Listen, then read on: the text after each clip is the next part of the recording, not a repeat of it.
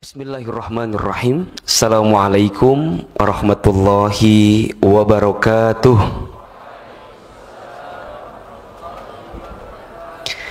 Alhamdulillahirabbil alamin. Alhamdulillahilladzi anzala as-sakinata fi qulubil mu'minin liyazdadu imanan ma'a imanihim. Asyhadu an la ilaha illallah wahdahu la syarikalah wa asyhadu anna Muhammadan abduhu wa rasuluh. Allahumma salli wa sallim ala rasulillahil karim sayyidina wa syafi'ina wa maulana Muhammadin sallallahu alaihi wasallam wa ala alihi wa ashabihi wa man tabi'ahum bi ihsanin ila yaumiddin. Rabbi a'udzubika min hamadzatis syayatin wa a'udzubika rabbi ayyahdurun. Subhanaka la ilma lana illa ma 'allamtana innaka antal alimul hakim. La haula wa la quwata illa billahil aliyyil azim. Yang sama kita hormati dan kita banggakan seluruh pengurus Remisya. Kita doakan mudah-mudahan semua senantiasa diistiqomahkan oleh Allah Subhanahu wa taala. Semua pengurusnya diberikan kekuatan, diberikan energi untuk selalu membersamai kita, menemani kita dalam kebaikan sampai husnul khatimah. Teman-teman sekalian, jamaah hadirin, apa kabar semuanya malam hari ini? Kenapa ini jawabannya agak sedikit lemes? Apa karena tanggal tengah bulan? Apa kabar semuanya malam hari ini? Baik, pertama langsung sajalah biar kita nggak banyak basa-basi. Pertama, setiap orang itu pasti pernah punya masa lalu. Betul apa enggak? Semua di antara kita pasti pernah mengalami hari, masa yang sudah berganti dan kita sudah melewati itu semua. Namanya adalah masa lalu. Ahilman, apa itu masa lalu? Setelah saya mencari tahu dari beberapa sumber, masa lalu itu artinya adalah sesuatu yang sudah pergi berlari, yang paling jauh untuk ditempuh dan tidak akan pernah bisa menggapainya kembali. Kalau teman-teman ditanya oleh saya, apa yang paling jauh dalam kehidupan kita? Teman-teman jangan salah menjawab. Banyak orang yang menyangka Amerika itu jauh, ternyata enggak. Amerika itu 22 jam bisa ditempuh dan sampai ke Amerika. Eropa jauh, ternyata enggak. Karena 17 jam ke Eropa pun sudah bisa sampai. Jepang jauh, ternyata enggak. Karena 7 jam pun sudah bisa sampai ke Jepang. Mekah, Madinah tuh jauh, ternyata enggak. Karena 9 jam pun naik pesawat bisa sampai Mekah, Madinah. Tapi ada sesuatu yang paling jauh. Saking jauhnya, kita tidak bisa menempuhnya dengan kendaraan apapun. Namanya adalah masa lalu. Betul apa enggak? Ada enggak di antara kita yang bisa kembali ke masa lalu? Enggak bisa. Kecuali lorong waktu. Dulu pernah ada sinetron namanya apa? Lorong waktu. Ya atau enggak misalnya Doraemon lah. Dia mengeluarkan alat untuk kembali ke masa lalu. Tapi kan itu sesuatu yang halu gitu. Kita nggak akan mungkin bisa kembali ke sana. Itu namanya masa lalu. Sekarang saya tanya, masa lalu apa yang pernah hinggap dalam kehidupan teman-teman yang sampai detik ini masih belum bisa teman-teman lupakan? Baik, mantan, setuju? Tadi ada yang bilang mantan. Cuman barangkali nggak kuat untuk ngungkapinnya gitu kan. Barangkali di antara kita semua di sini sebagai anak muda atau anak remaja pernah punya rasa kepada orang yang rasa itu pernah kita pendam atau pernah kita ungkapkan, tapi malah menjadi sesuatu yang menyakitkan dalam kehidupan kita hari ini. Betul apa enggak? Di sini ada yang pernah punya mantan? Nggak usah bohong, wajah nggak bisa bohong. Dan langsung keinget gitu kan. Nah, ahilman, apa itu mantan? Kan teman-teman harus tahu mantan itu apa gitu. Ya kita bahas hari ini. Mantan itu yang sudah pergi Tapi kadang-kadang tiba-tiba di pikiran, kadang-kadang tiba-tiba mengungkit kenangan, itu mantan namanya. Dan itu pasti mungkin di antara teman-teman ada yang pernah hadir seseorang yang selama ini mengisi hati kita tapi kemudian pergi. Dan sekarang pertanyaannya, orang yang pernah datang dalam hidup kita, apakah teman-teman akan simpan atau mau teman-teman hapus orang tersebut? Biasa aja, jangan kelihatan ada nafsu yang terpendam dalam hati itu. Ini kan sesuatu yang kemudian kita harus sama-sama putuskan, bahwa apapun yang pernah terjadi dalam kehidupan kita, selama itu namanya masa lalu, ya sudah, masa lalu biarlah berlalu. Kata siapa? Inul Daratista. Saya juga paham itu. Jadi ketika kita bicara lebih dalam, misalnya kalau saya lebih sering kali menyebut mantan itu alumni hati. Jadi jangan heran jika suatu saat reuni lagi gitu. Ini kan namanya alumni hati, nggak kelihatan kan karena layarnya barangkali keterangan. Nah, semua punya masa lalu. Di antara masa lalu itu adalah ada orang yang pernah hinggap dalam hati kita, dan kita semua sepakat kita ingin hilangkan itu semua, ingin kita hapuskan. Nah, Ahilman bagaimana cara menghapuskannya? Ternyata ada jawaban yang paling luar biasa yang disampaikan oleh Al-Imam Al-Ghazali dalam kitab Minhajul Abidin. Kata beliau, hadapilah masa lalu yang sudah terjadi dengan kelembutan dan kejernihan hati, yaitu syukur, sabar, dan ikhlas. Sekarang saya tanya, sepakat nggak teman-teman yang ada di sini kalau semua penyakit itu sumbernya dari hati? Sepakat atau tidak? Betul kan? Ibnu Qayyim al-Jauziyah itu pernah menyebutkan, hati itu etalase kehidupan manusia. Kan manusia itu dalam hidup dikasih 3 unsur kan? 1, ada yang disebut unsur jasad atau jasmani. 2, ada yang disebut dengan unsur akal untuk berpikir. Dan yang ketiga, ada yang disebut dengan unsur hati untuk merasa. Semua di antara kita diberikan 3 hal tadi. Jasad, terus akal, terus hati. Ternyata teman-teman sekalian, hati itulah yang menjadi etalase semua unsur dalam kehidupan kita. Badan teman-teman sehat atau sakitnya itu tergantung hatinya. Betul apa enggak? Setuju enggak apa enggak? Kalau hati teman-teman tersakiti, teman-teman yang sehat pun bisa mendadak jadi sakit. Betul apa enggak?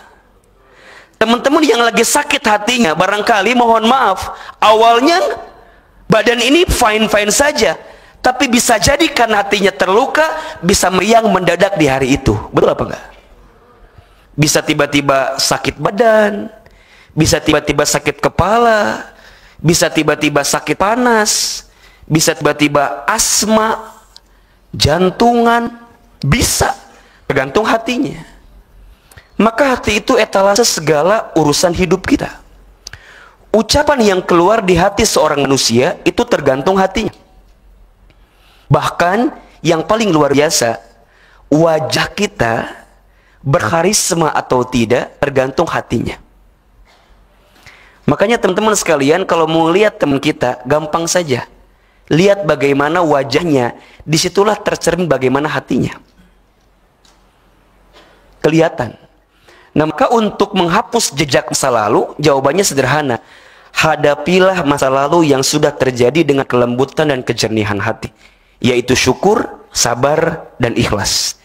Jadi kalau hari ini di antara teman-teman belum bisa menghapuskan jejak masa lalu, di antara teman-teman belum bisa hilang ingatan yang pernah hinggap di masa lalu kita, maka bisa jadi ada hati yang masih terikat dengan orang yang pernah datang di masa lalu kita. Bagaimana caranya? Syukur, sabar, dan ikhlas.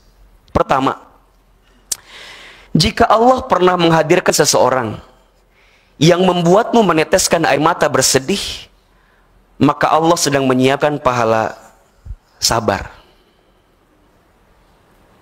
Jika Allah pernah menghadirkan seseorang yang membuatmu meneteskan air mata bersedih, maka Allah sedang menyiapkan pahala sabar. Yang kedua, sebenarnya tadi ada yang kelewat di sini, yang pertama sebenarnya ada. Jika Allah pernah menghadirkan seseorang yang membuatmu tertawa bahagia, maka Allah sedang menyiapkan pahala syukur. Itu yang pertama dulu tuh.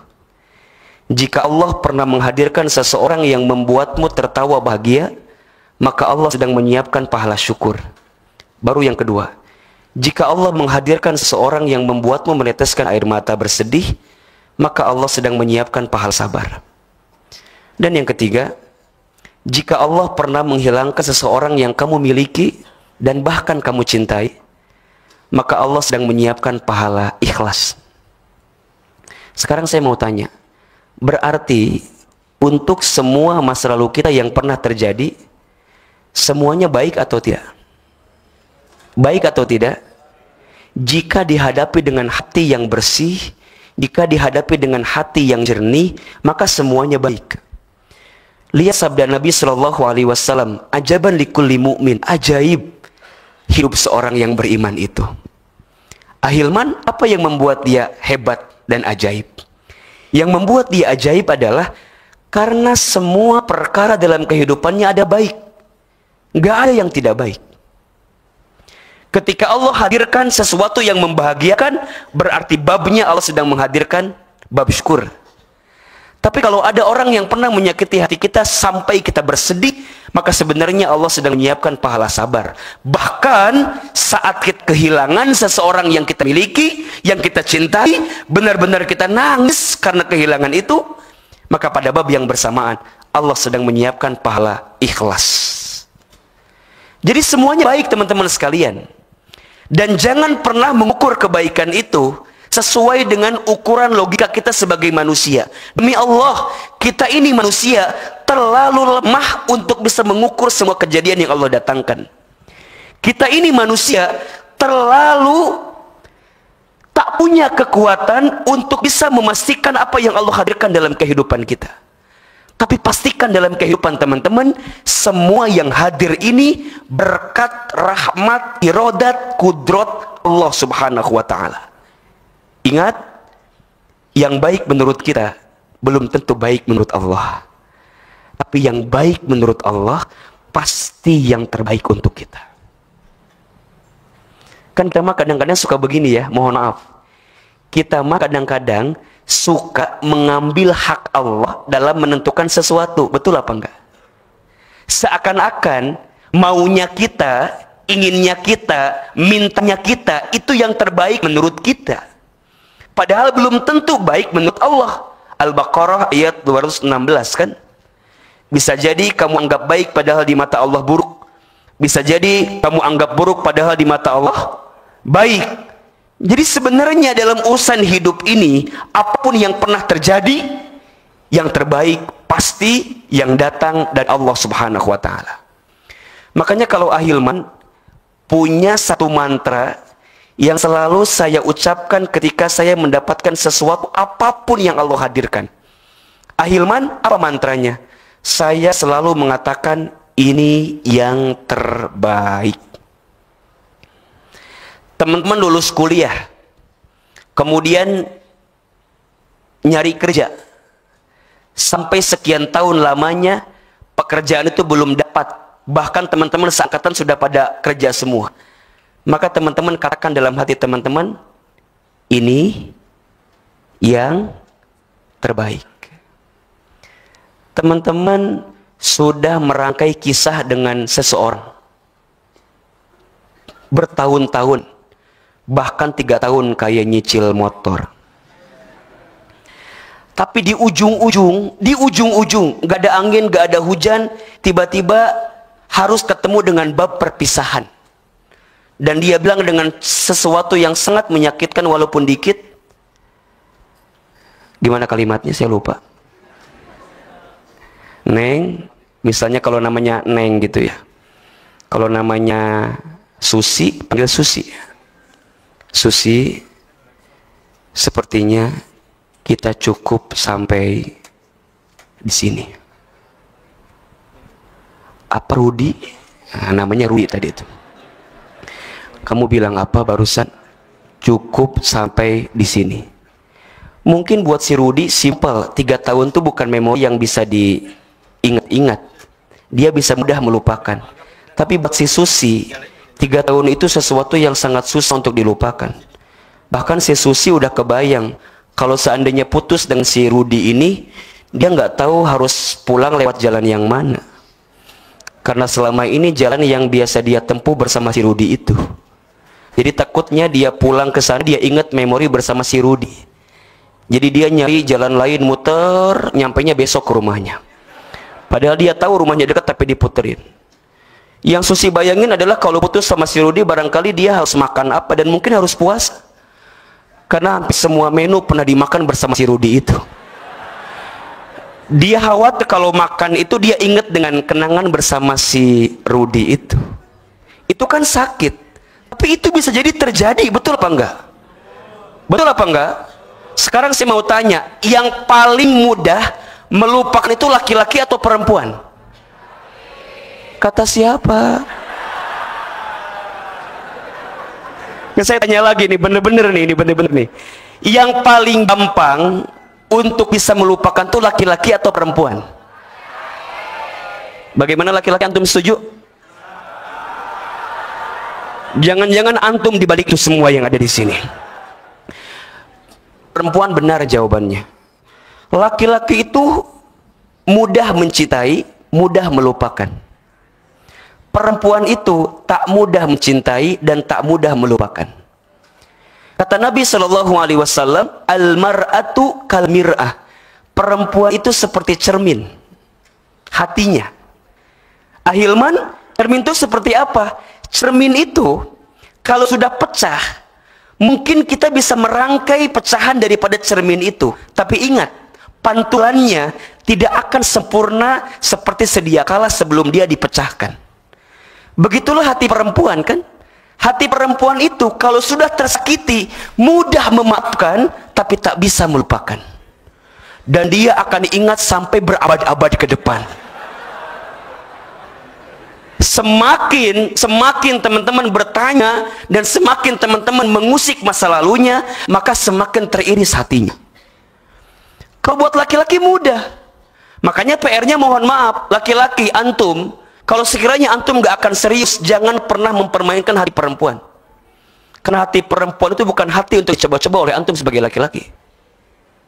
So itu saya mewakili perasaan perempuan. Karena anak saya pun juga perempuan. Saya merasakan betul bagaimana jiwa seorang perempuan. Kenapa perempuan itu diciptakan dari tulang rusuk sebelah kiri dekat ke hati? Kenapa perempuan tak diciptakan dari tulang kaki bagian bawah?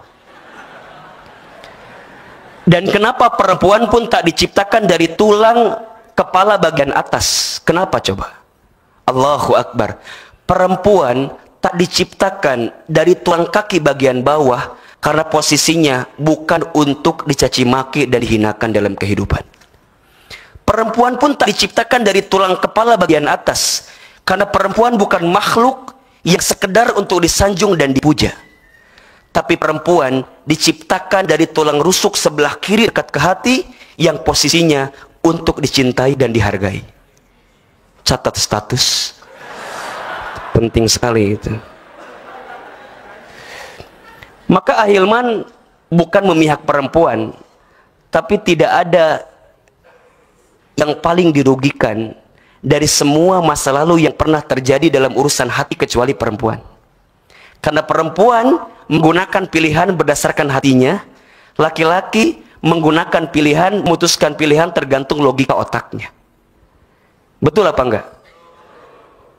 Buat laki-laki menangis tidak menyelesaikan masalah. Tapi buat perempuan, setiap air mata yang keluar, itu masalah keluar. Makin banyak tangisannya, makin keluar masalahnya. Maka kalau laki-laki yang paham ketika perempuan nangis, dia nggak akan suruh berhenti. Gitu aja nangis, jangan bilang begitu. Kalau dia nangis, kamu dukung tangisannya. Ayo keluarkan tangisannya. Maka mohon maaf teman-teman, babnya nanti lain lagi tuh. Jadi kalau perempuan menangis, dia nggak butuh nasihat, dia nggak butuh motivasi. Saat perempuan menangis, dia butuh sandaran untuk kemudian menyandar daripada tangisannya. Makanya ahilman mah gampang aja. Kalau lihat akhwat yang lagi punya masalah, gampang. Lihatlah akhwat yang kalau taklim duduk nyandar ke tembok. Lihat tuh ya pokoknya nama. Ustadz, kenapa dia harus nyandar ke tembok? Karena dia belum punya sandaran. Jadi makanya kalau setiap taklim dia hanya tembok sebelah mana ya, dia nyendok ke situ kan. Makanya akhwat juga antum gampang saja. Kalau antum mau pilih ikhwan, gampang. Lihat CCTV, lihat nanti foto serem Isya, lihat ikhwan yang kalau duduk nggak nyender di tembok, jangan. Kenapa? Karena dia nggak pantas jadikan sandaran hidup. Hidupnya aja nyender, gimana mungkin dijadikan sandaran dalam kehidupan kita? Dan biasa aja, nggak usah pindah gitu, nggak usah tiba-tiba jadi bergeser karena takut disorot sama kamera gitu kan. Maka ahilman, kesimpulannya sederhana saja, yang tadi tiga tadi.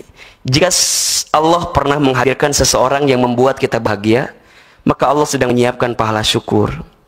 Jika Allah menghadirkan seseorang yang membuat kita menangis bersedih, maka Allah sedang siapkan pahala sabar. Dan jika Allah pernah menghilangkan seseorang, sesuatu yang kita cintai, maka pada bab yang bersamaan Allah sedang menyiapkan pahala ikhlas. Teman-teman sekalian, pahala ikhlas ini pahala yang sangat mahal dalam kehidupan. Bahkan ketika sahabat bertanya kepada Nabi, "Ya Rasulullah, ma ma'nal ikhlas?" Apa itu ikhlas? Nabi kemudian menjawab, "Ma'araftu, aku tidak tahu." Coba, Rasul ditanya tentang ikhlas, Rasul kemudian menjawab, "Ma'araftu." Maka sahabat kemudian menjawab kembali, "Ya Rasul, ma ma'nal ikhlas?" Apa itu ikhlas? "Ma'araftu, aku tidak tahu." Sampai 3 kali, "Ya Rasulullah, ma ma'nal ikhlas?" Apa itu ikhlas? Kata Nabi, "Antum a'lamu, wallahu a'lamu, wa ana la ta'lamun." Engkau lebih tahu, Allah lebih tahu, dan aku tidak mengetahuinya. Apa bahasa gampangnya? Ikhlas itu berarti menerima semua yang Allah hadirkan dan mengembalikan semua kepada Allah Subhanahu wa taala. La yukallifullahu nafsan illa wus'aha. Allah itu tidak akan pernah memberikan skenario hidup kepada kita kecuali Allah paham, cuman kita yang bisa menghadapinya. Sekarang ganti deh case yang lain lah. Sekarang teman-teman di sini, di rumah ada orang yang paling kita cintai. Siapa? Orang tua. Kalau saat teman-teman ngaji saat ini, kemudian dapat kabar orang tua kita wafat di waktu ini, bagaimana perasaan teman-teman? Mungkin kita akan bilang sama Allah, "Ya Allah, kenapa sih harus sekarang? Bisa nggak ya Allah tunggu dulu biar aku bisa membalas semua kebaikannya?" Kita barangkali akan mengatakan kalimat itu kan? Betul apa enggak? Dan tidak sedikit di antara kita itu yang seringkali terucap dalam lisan kita. Apapun, ketika teman-teman didatangkan oleh Allah sesuatu yang menyakitkan, kita akan bilang sama Allah, "Ya Allah, kenapa sekarang sih? Ya Allah, kenapa begini sih? Ya Allah, kenapa begini sih?" Mohon maaf, kalau ada di antara teman-teman yang menjawab seperti itu, berarti teman-teman gak paham dengan apa yang Allah hadirkan dalam kehidupan kita. Karena semua yang Allah hadirkan itu pasti yang terbaik dalam kehidupan kita. Berusahalah untuk membuka hati dengan cara ikhlas. Karena saat kita ikhlas, di saat yang bersamaan Allah sedang berikan ganti yang lebih baik. Ahilman itu pernah mengalami bab yang sama. Kehilangan orang yang dicintai di saat waktu yang mendadak. Kelas 3 SMA waktu saya pesantren Darul Arqam di Garut. Kemudian kelas 3 SMA saya dapat beasiswa AFS ke Amerika Serikat. Seberangkatlah ke Amerika Serikat. Baru 3 bulan di sana, saya dapat kabar. Ibunda yang saya cintai, itu diambil usianya oleh Allah Subhanahu wa Ta'ala. Saya bingung waktu itu. Mau pulang, bingung di Amerika. Dan gak boleh pulang karena programnya 1 tahun di Amerika. Apa yang terjadi, saya terima dan saya katakan sama Allah, "Ya Allah, ini yang terbaik." Dan kalau seandainya engkau panjangkan umur saya sebagai anaknya, maka saya berjanji kepadamu ya Allah, saya akan menjadi anak yang soleh, jadi anak yang baik, jadi anak yang berbakti dengan cara belajar agama, menghafal Al-Quran, meningkatkan akhlak kebaikan. Karena saya yakin setiap kebaikan anak kepada orang tuanya itu akan sampai walaupun orang tuanya sudah wafat. Dan yang terbayang apa teman-teman? Saya masih ingat itu, seminggu sebelum saya berangkat ke Amerika, saya dikasih libur sama pesantren untuk pulang ke rumah. Dan sama seminggu itu saya habiskan bersama ibunda saya berdua. Karena saya anak bungsu, ibu saya sakit stroke sebelah kanan, tidak bisa bergerak. Jadi setiap saya pulang, itu saya tidak pernah meninggalkan ibunda saya. Karena saya tahu seminggu lagi saya mau berangkat ke Amerika Serikat. Kemudian di saat menemani ibunda itu, banyak kenangan obrolan yang Masya Allah, saya kira dulu cuma obrolan biasa, tapi kemudian menjadi kenyataan hari ini. Satu kali di waktu pagi sedang sarapan, ibu saya suapin. Ketika ibu saya disuapin, ibu saya bilang gini, Iman, panggilan ke saya Iman. Iman, Mama doain ya, nanti Iman bisa ceramah di TV, kayak Ustadz yang di TV itu. Terus saya jawab, bagaimana caranya mah? Kita orang Garut, orang kampung, anak yatim, bukan kiai. Jarak Jakarta Garut kan cukup jauh, 6 jam, 5 jam. Rasanya ucapan ibu saya itu nggak akan mungkin pada waktu itu. Kemudian ibu saya jawab, aminkan saja. Aminkan saja. Saya aminkan. 2 hari kemudian ibu saya dapat kado dari orang yang baru pulang umroh. Kadonya adalah, hadiahnya adalah sejadah gambarnya Ka'bah. Kemudian ibu saya setelah sholat tidak pernah lepas baca talbiyah. Saya tanya ibu saya, Mama kenapa baca talbiyah setelah sholat? Labbaik Allahumma labbaik, labbaik la syarika laka labbaik. Kata ibu saya, Iman, Mama itu pengen banget berangkat ke Baitullah. Terus saya tanya, Mama kenapa nggak berangkat ke Baitullah? Berangkat ke Baitullah tuh harus punya uang. Mama nggak punya uang. Dulu almarhum ayah tidak meninggalkan warisan yang banyak. Sampai kata ibu saya, diusapin pipi saya, Iman, kalau Mama nggak sempat berangkat ke Baitullah, Mama doain ya, Iman bisa bolak-balik ke Baitullah. Saya masih ingat percakapan itu. Ketika saya dapat kabar ibu saya wafat, saya terima dengan ikhlas. Karena saya yakin itu bukan kemauan kita, tapi kemauan Allah. Kalau kita nawar sama Allah, ya Allah kenapa sih harus sekarang? Kenapa nggak nunggu saya pulang dulu? Kenapa nggak nunggu saya selesai sarjana dulu? Kenapa nggak nunggu saya kemudian selesai program di Amerika, baru kemudian saya bisa lihat ibunda saya? Tapi kenapa dicabut di waktu itu saat saya jauh? Allahu Akbar. Pada waktu itu saya nggak terima. Pelan tapi pasti saya belajar tentang keikhlasan. Teman-teman tahu? 12 tahun kemudian, berarti hari ini, ucapan ibunda saya yang pernah terucap di lisannya hampir semua jadi kenyataan. Ibu saya pernah bilang nanti Iman di TV. Hari ini Ahilman tiap hari di TVRI barangkali. Banyak orang yang nanya, kok bisa masuk TV, gimana Ustadz? Saya bilang saya nggak masuk TV, nggak muat kalau masuk TV. Gimana bisa tampil di TV? Kita bukan orang Jakarta, nggak punya kiai dan segala macam. Saya akan jawab, demi Allah bukan karena kepintaran saya, tapi semua karena doa ibu saya yang saya terima dengan cara yang ikhlas pada bab itu. Hari ini saya bisa berangkat ke Baitullah kapanpun, karena saya punya tour and travel haji umroh sendiri. Tapi sayang saya nggak bisa bawa ibu saya. Padahal ibu saya ingin sekali berangkat ke Baitullah. Babnya bab ikhlas. Maka teman-teman sekalian, teman-teman tidak akan mendapatkan hikmah dari kejadian masa lalu sebelum teman-teman ikhlas menerimanya. Mohon maaf lahir batin, kalau di sini ada yang pernah ketemu dengan orang yang pernah menyakiti kita, ada orang yang pernah melukai hati kita, dan sampai pada jam ini belum ada orang yang menggantikan dia di hati kita, maka pertanyaannya bukan gak ada orangnya, bukan, karena hati kita masih belum ikhlas menerima kejadian itu. Sehingga ketika ada orang yang disiapkan oleh Allah, hati kita masih tertutup, hati kita masih ternoda dengan apa yang kita pikirkan sendiri, padahal sebenarnya Allah sudah siapkan orang yang baik dalam kehidupan kita. Maka lihat selanjutnya, kata Allah Subhanahu wa taala di surat Asy-Syu'ara ayat 80 sampai 81. Yauma la yanfa'u malun wala banun. Akan ada hari di mana harta dan anak-anak tidak bermanfaat. Illa man atallaha biqalbin salim, kecuali orang yang datang kepada Allah dengan hati yang selamat. Apa kata kuncinya?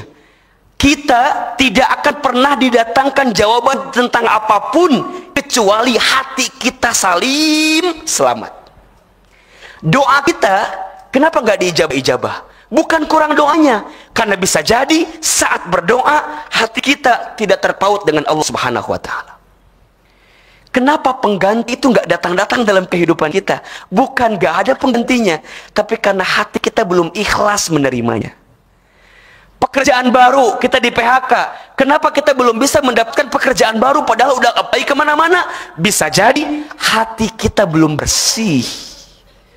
Penyakit kita kenapa tak kunjung sembuh? Bukan kurangnya obat, bukan kurangnya dokter, tapi karena barangkali hati kita belum benar-benar bersih menghadapi itu semua.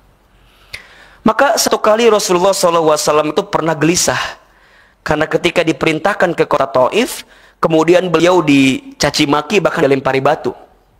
Kemudian pulang ke Mekah. Di Mekah beliau gelisah, bahkan pernah curhat dalam dirinya, apakah aku harus sudahi dakwah ini? Saking capeknya. Kemudian tiba-tiba datang malaikat Jibril. Jibril memberikan 3 wasiat kepada Nabi SAW. Ada di hadis At-Tabrani, nomor hadis 4278. Itu disebutkan 3 wasiat dari Jibril kepada Nabi Muhammad ketika Nabi Muhammad sedang merasa gelisah. Sama dengan teman-teman lah. Ketika teman-teman merasa gelisah, teman-teman, ketika Jibril datang kepada Nabi Muhammad, bayangkan ini pun nasihat buat kita sebagai umat Rasulullah SAW. Apa nasihatnya? Pertama, kata Jibril kepada Nabi Muhammad ketika itu, ya Muhammad, isma syi'ta fa innaka mayyitun. Wahai Muhammad, hiduplah kamu sesuka kamu ingin hidup, silahkan. Tapi ingat, kamu akan berjumpa dengan yang namanya kematian. Allahu Akbar. Lihat teman-teman, tidak ada nasihat yang paling mahal dalam hidup kita saat gelisah kecuali kematian.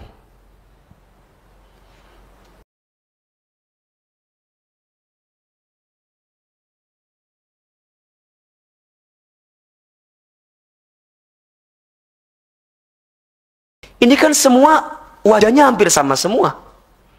Wajah camat semua. Apa camat itu?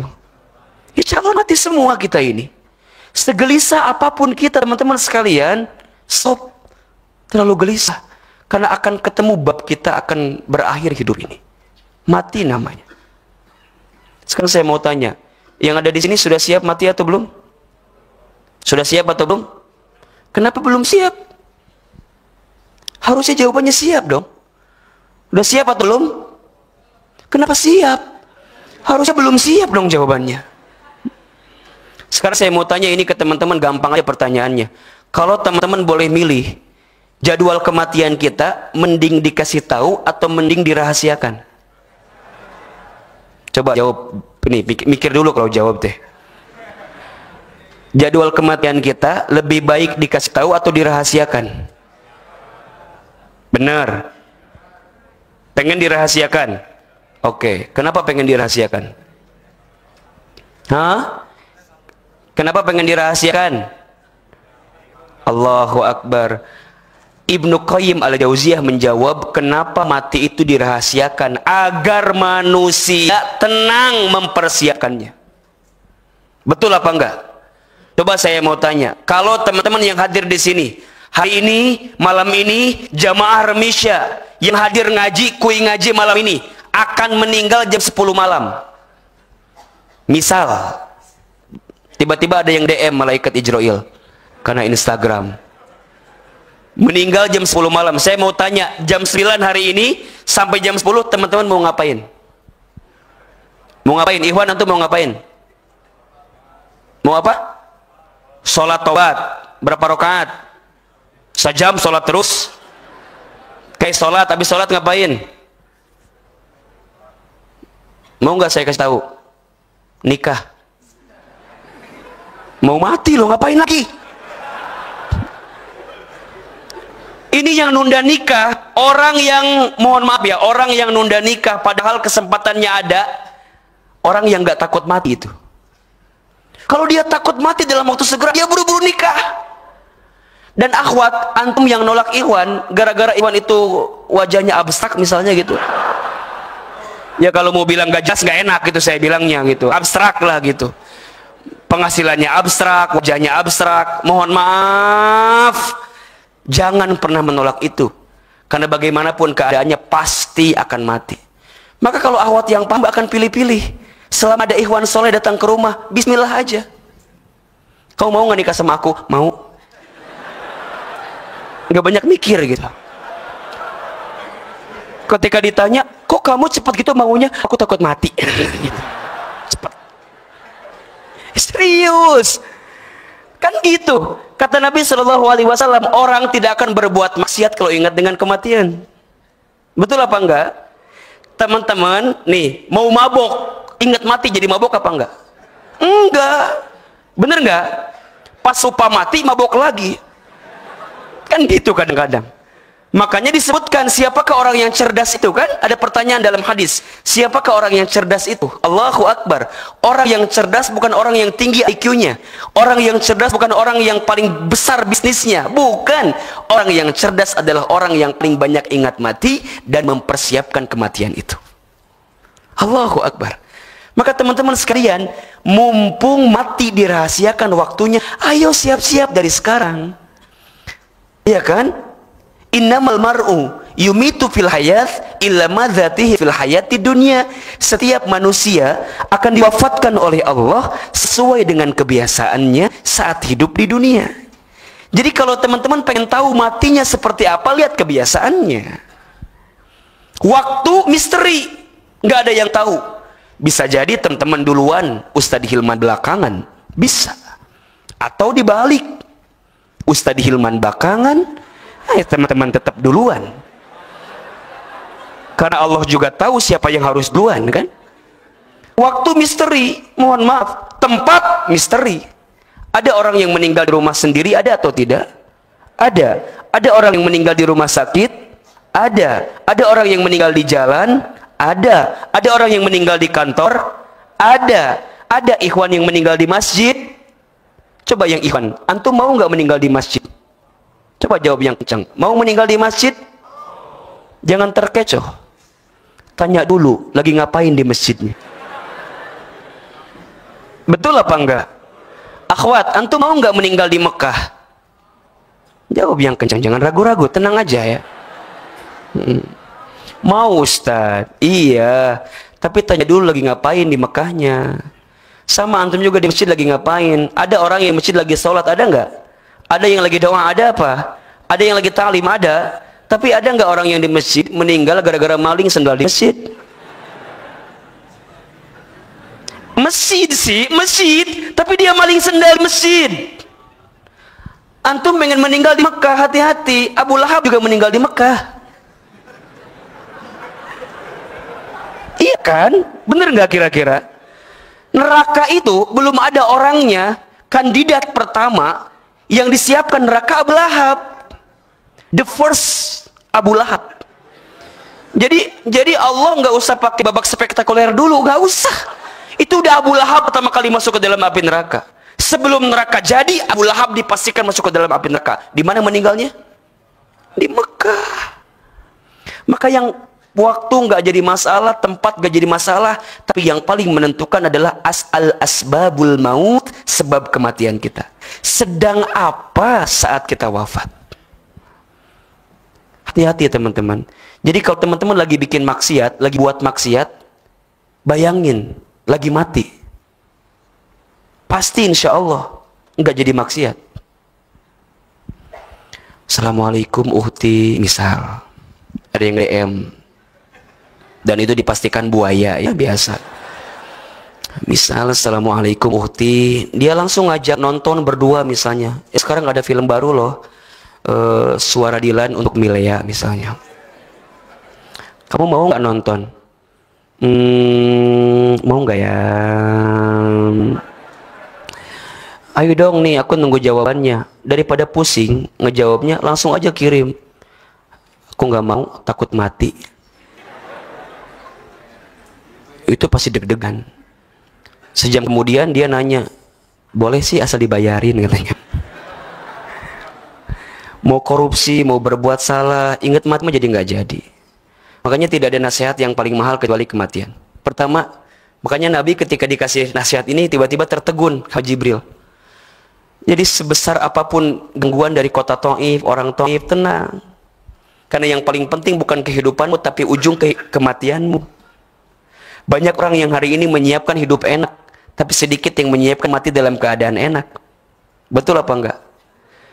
Ustadz yang paling senang ngebaca berita yang sedang hari ini terjadi ya, kematiannya Ashraf, itu bukan hanya sekedar public figurnya, tapi ternyata Ashraf itu selama hidupnya menyumbang ke beberapa panti asuhan anak yatim piatu itu. Bahkan ada di antara testimoni pimpinan panti asuhannya kan. Sekarang saya mau tanya, kalau teman-teman wafat, apakah ada orang yang kehilangan teman-teman atau enggak gitu? Jangan-jangan ada orang yang bilang, dia meninggal.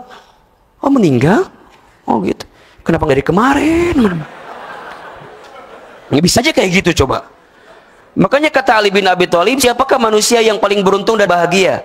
Manusia yang paling beruntung dan bahagia adalah dia yang saat dia hidup, lahir, dia menangis, sekelilingnya tertawa. Dan saat dia mati, dianya tertawa, sekelilingnya menangis. Sekarang Ahilman tanya, ketika teman-teman wafat, ada yang nangis apa enggak? Jangan-jangan ketawa semua.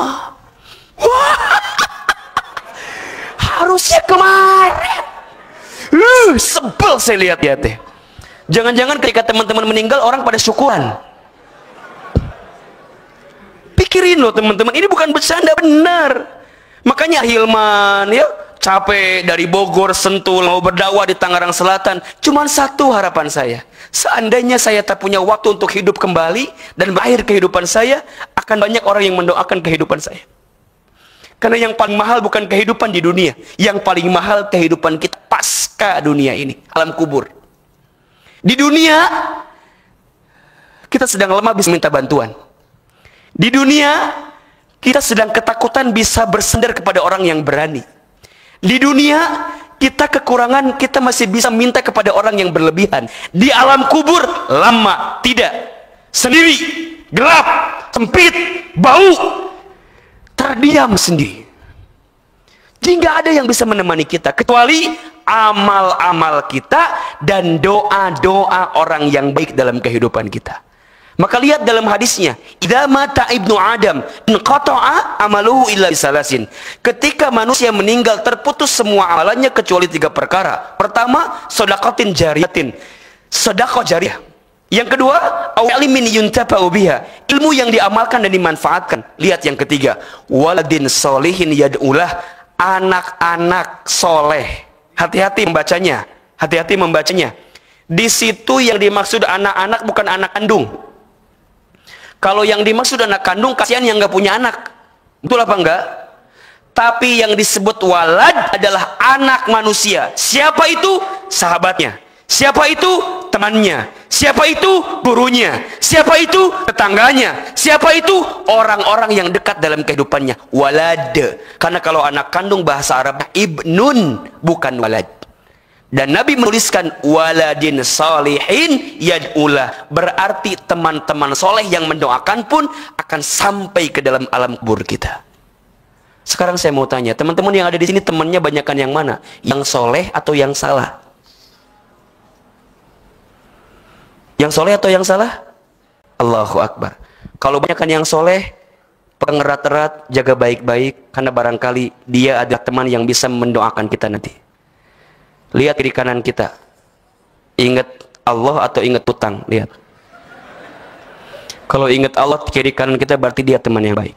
Kalau banyakkan yang salah, pelan-pelan kita eliminasi.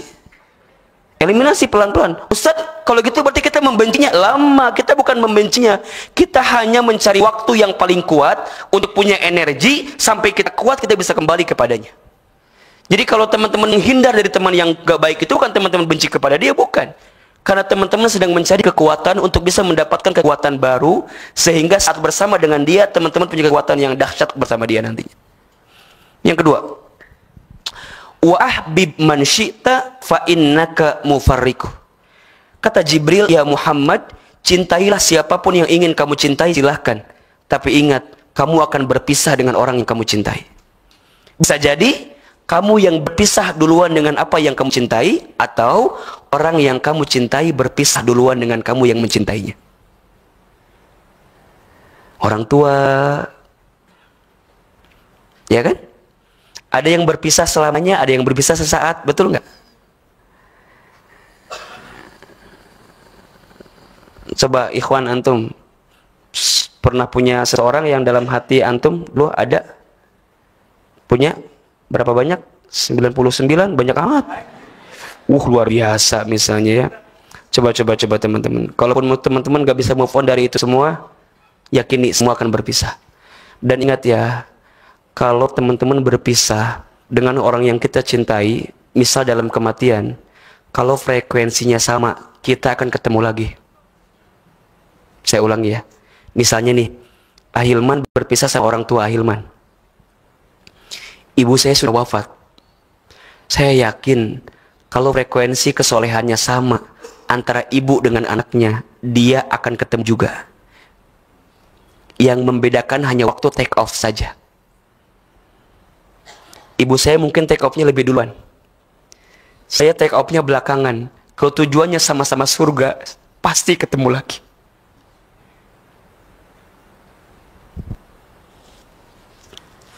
Teman-teman juga sama gitu. Kalau nanti teman-teman punya suami, ya, yang ikhwan antum punya istri, kemudian berpisah dengan orang-orang yang kita cintai, kalau tujuannya sama, pasti ketemu lagi.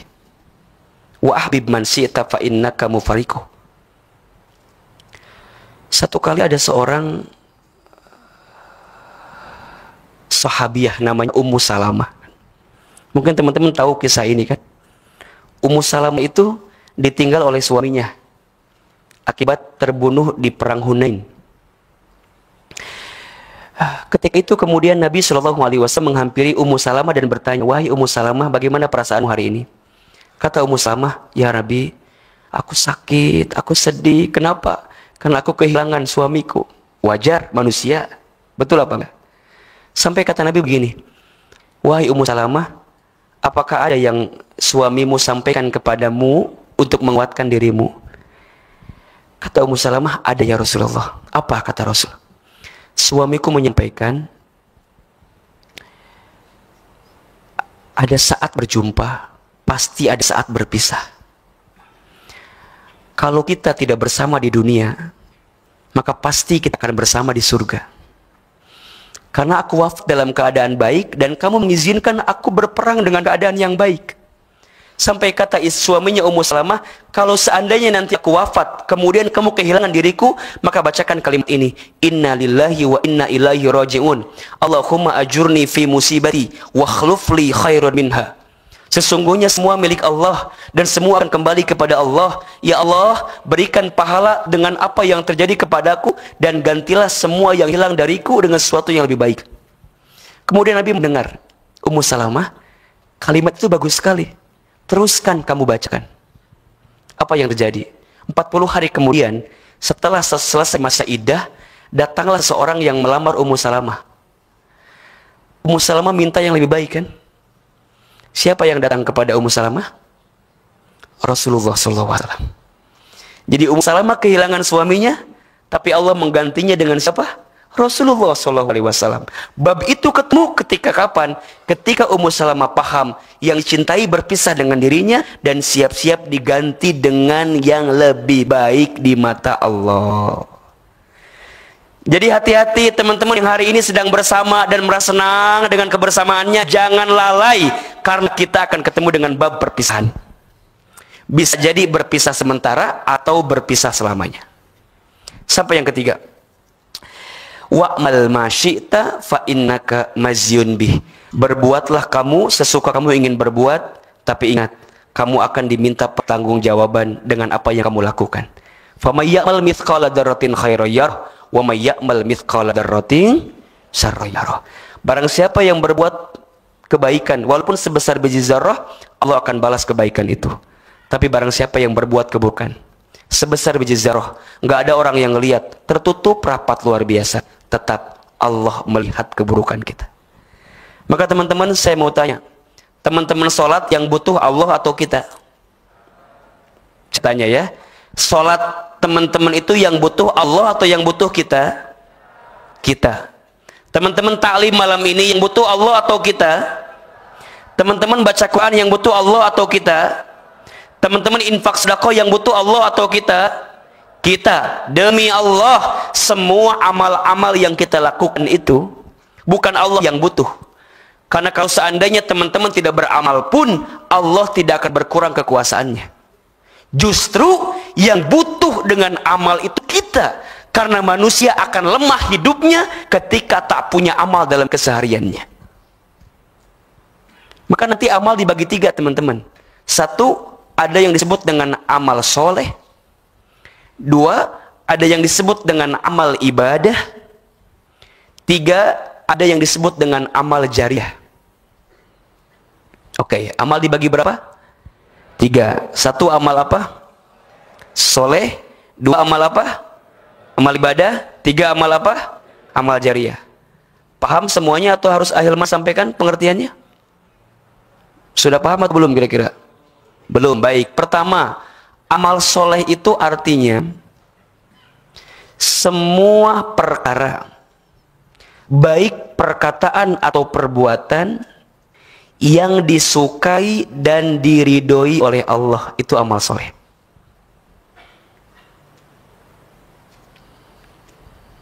Jelas? Baik. Amal ibadah artinya semua perkara yang diperintahkan oleh Allah, yang teknis pelaksanaannya sudah diatur dengan aturan tertentu, itu amal ibadah. Yang ketiga, amal jariah adalah semua perkara yang dilakukan saat kita hidup dan bermanfaat walaupun kita sudah wafat, itu amal jariah. Amal soleh, amal ibadah, amal jariah. Baca Quran, amal soleh. Ta'lim, amal soleh. Senyum, amal soleh. Amal soleh, Allah suka, Allah ridho, amal soleh. Amal ibadah, ada aturannya. Sholat, amal ibadah. Misal teman-teman siang-siang jam 11 siang sholat zuhur, Allahu Akbar. Ditanya, bos sholat apaan? Zuhur. Kan belum waktunya. Udah nggak kuat. Udah nggak kuat pengen sholat maksudnya gitu. Nggak boleh karena ada aturannya. Subuh berapa rakaat? 2 rakaat. Tiba-tiba teman-teman 8 rakaat. Kok 8 rakaat? Gua kan badannya sehat, 8 rakaat. Nggak bisa. Itu ibadah, ada aturannya. Yang ketiga, amal jariah. Allahu Akbar. Maka teman-teman sekalian, ingat nasihat ini. Jadi kalau teman-teman sedang punya masa lalu dan teringat-ingat masa lalunya, ingat ini. Kan insya Allah ini semua akan jadi bahan kekuatan energi buat teman-teman. Nah selanjutnya yang harus kita bahas tentang masa lalu adalah semua di antara kita pasti pernah punya dosa. Nah bagaimana cara menghilangkannya? Insya Allah kita akan bahas di ngaji babak selanjutnya. Jadi yang pertama tadi kita baru bahas tentang menghapus masa lalu. Nanti selanjutnya kita akan bahas tentang menghapus dosa. Ahilman tanya, di sini punya dosa semua atau enggak? Punya dosa? Siapa di sini yang enggak punya dosa? Angkat tangannya, ada? Tiba-tiba acungin tangan, Ustaz saya enggak punya dosa. Itu dosanya. Saat dia bilang enggak punya dosa, itu dosanya. Nah, insya Allah bagaimana cara menghapusnya kita akan bahas di kuis ngaji yang akan datang. Mungkin temannya sama kalau pas Ahilman menghapus jejakmu bagian kedua. Ya, nanti kita akan bahas. Hari ini kita menghapus masa lalu. Insya Allah pekan atau bulan depan kita akan menghapus dosa dalam kehidupan kita. Barakallahu fikum, semoga bermanfaat. Saya kembalikan kepada pembawa acara, silakan.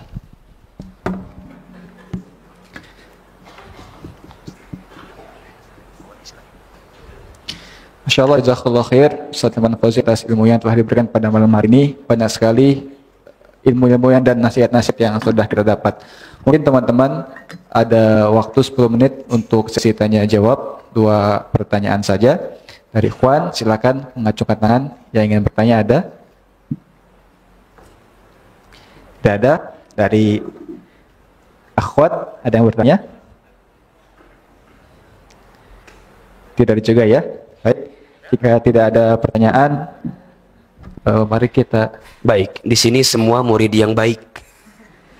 Karena di antara ciri murid baik, tidak mau memberatkan gurunya. Jadi semua silent, tiba-tiba nanti di DM banyak yang nanya aja gitu ya. Nggak apa-apa, barangkali mungkin nggak enak mau nanya. Mungkin terkait mantan barangkali, jadi nggak enak mau bertanya. Baik teman-teman sekalian, sebelum kita akhiri seperti biasa, ini sudah masuk hari Jumat. Kan dalam kalender Hijriah, Jumat itu dimulai dari ba'da maghrib. Ya, kita berdoa kepada Allah, mudah-mudahan malam Jumat ini adalah malam yang terbaik untuk kita berdoa kepada Allah. Ya. Dan mudah-mudahan Allah menguatkan kita untuk mengarungi hidup kita ke depan dengan kebaikan dan keberkahan insyaallah. Al-Fatihah. A'udzubillahiminasyaitonir. Alhamdulillahirabbil alamin. Arrahmanirrahim. Maliki yaumiddin. Iyyaka na'budu wa iyyaka nasta'in. Ihdinas siratal mustaqim. Shiratal ladzina an'amta 'alaihim ghairil maghdubi 'alaihim waladdallin. Istighfar 3 kali. Astaghfirullahaladzim, astaghfirullahaladzim, astaghfirullahaladzim. Angkat kedua telapak tangan kita. Kita tundukkan kepala kita. Tutup kedua mata kita. Seandainya bisa menangis, maka menangislah. Karena air mata yang menetes dalam berdoa itu tanda serius dia berdoa. Bahkan dalam hadits qudsi Allah berfirman, barang siapa yang serius berdoa kepadaku, maka aku malu tidak mengabulkan doa-doanya. Ada 3 air mata yang haram menyentuh api neraka. 1, air mata yang menetes karena bertaubat. 2, air mata yang menetes karena rindu berjumpa dengan Allah. 3, air mata yang menetes karena kesulitan dalam hidupnya dan dia sedang menanti jalan keluarnya. Angkat kedua telapak tangan kita, aminkan dalam hati masing-masing. A'udzubillahi minasyaitonirrajim. Bismillahirrahmanirrahim. Alhamdulillahi rabbil alamin. Alhamdulillahi rabbil alamin. Alhamdulillahi rabbil alamin. Allahumma salli ala sayyidina Muhammadin wa ala alihi wa sahbihi ajma'in. Ya Allah ya Rabb, Engkau yang maha menetap setiap langkah kami. Ya Allah ya Rabb, Engkau yang maha mendengar setiap keluh kesah kami. Ya Allah ya Rabb, Engkau yang senantiasa menjadi sandaran dalam hidup kami. Ya Allah ya Rabb, Engkau yang tidak pernah meninggalkan kami. Ya Allah ya Rabb, Engkau tujuan hidup kami. Ya Allah ya Rabb, Engkau yang senantiasa mendengarkan semua perasaan kami. Ya Allah ya Rabb, terima kasih malam ini Engkau izinkan kami duduk lagi di tempat ini ya Allah. Engkau masih lembutkan hati kami padahal Engkau tahu betapa kerasnya hati kami. Engkau ringankan langkah kami ke masjid ya Rabb, padahal Engkau tahu siapa kami di masa lalu ya Rabb. Seringkali banyak masjid yang kami lewati tapi kami tidak pernah hinggap di dalamnya. Engkau tahu siapa kami di masa lalu ya Rabb. Engkau masih mendengarkan semua keluh kesah kami, padahal kami sering mengabaikan panggilan ya Rabb. Maka ya Allah ya Rabb, kami mohon kepadamu, untuk kami yang hadir hari ini, jangan keluarkan kami dari masjid ini kecuali Engkau ampuni dosa-dosa kami ya Allah. Dari mulai dosa yang kecil sampai dosa yang besar. Dari mulai dosa yang kami sembunyikan sampai dosa yang kami buat terang-terangan. Dari mulai dosa yang kami sengaja sampai dosa yang tidak kami sengaja ya Rabb. Engkau tahu dosa-dosa kami ya Allah. Sehebat apapun kami menyembunyikannya, Engkau tahu catatannya ya Rabb. Sehebat apapun kami merahasiakannya, Engkau tahu melihat semua dosa-dosa kami ya Rabb. Dari mulai dosa mata kami yang seringkali melihat yang haram. Berapa banyak tontonan yang kurang baik kami tonton ya Rabb. Berapa banyak pandangan yang haram kemudian kami hobi melihatnya ya Rabb. Allah, Engkau tahu lisan kami sering berbohong ya Rob. Engkau tahu lisan kami sering berdusta ya Rob. Berapa sering kami ingkar janji ya Rob. Berapa sering lisan kami merendahkan orang lain, menghina orang lain. Bahkan seringkali kami menggibah orang lain ya Rob. Kalau seandainya Engkau buka semuanya ya Rob, barangkali semua amal kami sia-sia ya Rob. Karena dosa lisan kami tak terbendung banyaknya ya Rob. Allahu Akbar. Ya Allah, Engkau tahu betapa banyak tangan kami pernah bersentuhan dengan yang haram ya Rob. Engkau tahu tangan kami pernah mengambil yang haram, pernah menyentuh yang haram. Dan kalau seandainya Engkau buka ulah tangan dosa kami ini ya Rob, amal apa yang bisa kami persembahkan kepadamu ya Rob? Kotor tangan ini ya Rob. Banyak dosa tangan ini ya Rob. Banyak maksiat tangan ini ya Rob. Bahkan Engkau tahu ya Allah, betapa sering kaki kami melangkah ke tempat maksiat ya Rob. Hobi kami berangkat ke tempat maksiat. Saking banyaknya tempat maksiat yang kami datangi, entah berapa banyak kaki ini melangkah ya Rob. Apalagi di antara kami mungkin ya Rob, ada yang pernah mabuk minuman keras. Engkau tahu di antara kami mungkin ada yang pernah berzina. Zina ya. Bahkan Kau pun tahu ya Rob, mungkin di antara kami ya Allah, berapa banyak kesalahan kami kepada kedua orang tua kami ya Allah. Dosa kami kepada ayah ibu kami ya Rob. Dosa kami kepada mama papa kami ya Rob. Maafkan kami jikalau pernah menyakiti hati orang tua kami ya Allah. Ampuni kami jikalau pernah perasaan ibu kami tersinggung karena ulah kami. Ayah kami pernah kesal karena kelakuan kami. Allah. Sampai usia ini kami belum bisa membalas kebaikan kepada orang tua kami ya Rob. Kami mohon ya Rob, kami mohon ya Allah, kami mohon ya Allah. Izinkan di sisa usia kami membahagiakan mereka berdua ya Rob. Cukup kami nakal waktu dulu ya Rob. Cukup kami bikin mereka kesel ya Rob. Cukup kami membuat mereka terluka ya Rob. Cukup membuat kami mereka marah ya Rob. Allahu Akbar ya Rob. Seandainya orang tua kami masih hidup ya Allah, panjangkan usia orang tua kami ya Allah. Sehat afiatkan tubuh orang tua kami ya Allah. Izinkan kami membimbing ayah ibu kami berangkat haji umroh ke Baitullah ya Allah. Izinkan kami menghadirkan kebaikan kebahagiaan kepada mereka ya Allah ya Rabb. Allah. Namun seandainya orang tua kami sudah wafat ya Rabb, lapangkan alam kuburnya, terima iman Islamnya, titip salam rindu untuk kami dari mereka ya Allah, mereka untuk kami ya Rabb.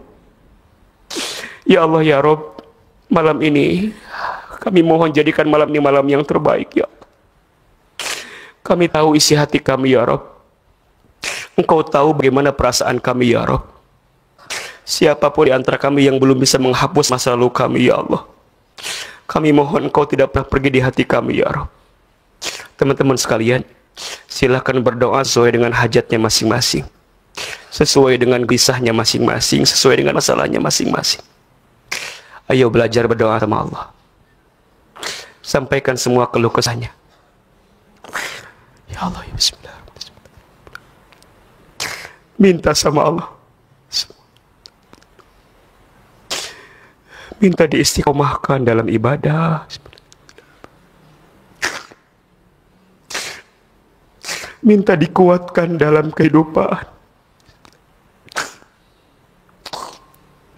Minta dibimbing hidup ini agar terarah. Ayo sampaikan hajat kita tahun ini mau apa.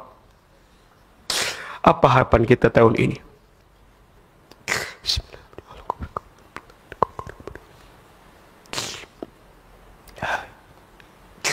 Ya Allah ya Rabb, Engkau mendengar isi hati kami ya Allah. Engkau tahu apa permintaan kami. Kami mohon ya Allah, mulai hari ini perbaiki hidup kami ya Allah. Perbaiki iman kami ya Allah. Perbaiki Islam kami ya Allah. Perbaiki amal soleh kami ya Allah. Jangan Engkau bikin kami bikin dosa lagi ya Allah. Lindungi kami dari dosa maksiat lagi ya Allah. Kami nggak mau bikin dosa lagi ya Allah. Kuatkan kami, jaga kami, lindungi kami dari dosa ya Allah. Ya Allah, peluk kami saat kami sendiri ya Rabb. Dekap kami saat kami sepi ya Allah. Jangan tinggalkan kami saat kami sedang sulit ya Allah. La haula wa la quwata illa billah ya Allah. Tidak ada kekuatan untuk hidup kami kecuali Engkau ya Rabb. Hasbunallah wa ni'mal wakil, ni'mal maula wa ni'man nasir. Ya Allah, cukup Engkau di hati kami ya Allah. Cukup Engkau di hati kami ya Allah. Tidak ada yang lain ya Allah. Ya Allah ya Rabb, kami tahu usia kami barangkali sebentar lagi akan wafat ya Rabb. Kami mohon wafatkan kami semua nanti dalam keadaan beriman, dalam keadaan Islam, dalam keadaan husnul khatimah. Ya Allah, kumpulkan kami semua rabisya di surgamu ya Allah. Tidak ada yang dipisahkan di surgamu ya Rabb.